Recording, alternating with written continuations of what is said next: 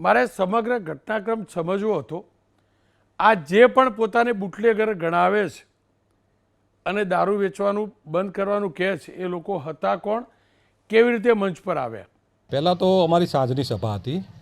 સભાની અંદર અમે બધા સ્ટેજ ઉપર હતા અને અચાનક કોંગ્રેસનો ખેસ પહેરી અને ચારેક લોકો સ્ટેજ પર આવ્યા અને આવતા પહેલાં અમને એવું કીધું કે ભાઈ અમારે કોઈ જાહેરાત કરવી છે, ગામલક્ષી, ગામનું સારું થાય અને ગામનું ભલું થાય એના માટેની અમારે એક જાહેરાત કરવી છે। તો અમે કીધું ઓકે।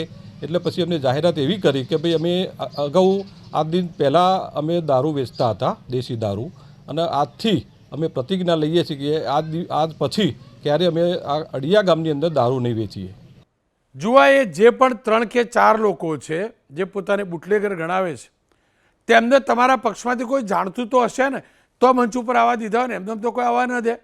ચલો, ગામવાળા તો જાણતા હશે ને, એમને તો ઓળખાણ કરાવી હશે ને। આમાં શું છે સાહેબ કે સ્ટેજ ઉપર તો બધા ચૂંટણીના સમય બધા આવતા જતા હોય, અમે કોઈને રોકીએ તો પાછું મન દુઃખ થાય ને રીસાય ને એવું બધું થાય, એટલે અમે એવું કંઈ કોઈ રોકતા નથી અને સીધા આવતા અને આવીને એમને જાહેરાત કરી છે।